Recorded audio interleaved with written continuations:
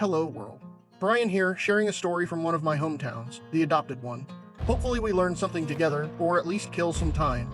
It started with the Charleston Renaissance and urban renewal of the 1970s. The Triangle District, a vibrant, living community, bulldozed, wiped off the map to make way for water treatment plants, interstates, and a farmer's market. But the people, they had to go somewhere. And the solution the government came up with wasn't unique to West Virginia. It was a national contagion. If you know your history, you know the names. Pruitt-Igoe in St. Louis, Cabrini Green in Chicago. Mid-century architects had this arrogant, modernist dream that they could stack poverty vertically and solve social issues with concrete. They promised cities in the sky. What they built were warehouses for the poor. And right here, in Charleston, we bought into that same damn lie. The development of Renaissance Circle and the Vista View apartments ties directly to that lineage. When the triangle was leveled, this is where they pushed the displaced up the hill, out of sight. It didn't take long for the cracks to show. Just like Cabrini, the isolation up here bred neglect. The city managed the buildings, but they didn't manage the community, they let it rot. For decades, this place became synonymous with crime.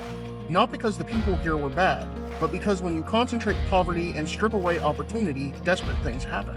It became a fortress of neglect. Broken elevators, broken windows, and broken promises. I know this geography.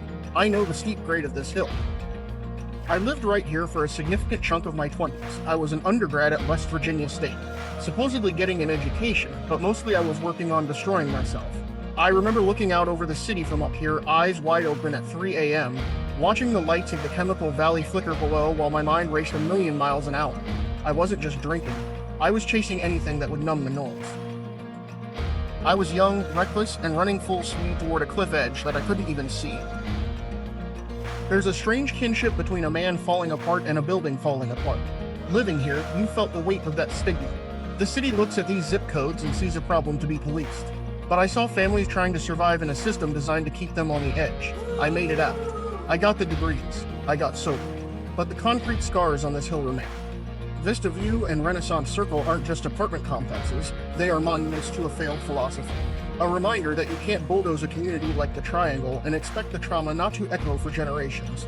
We tried to build Chicago on a West Virginia hillside, and we're still paying the price. Thank you for riding with me.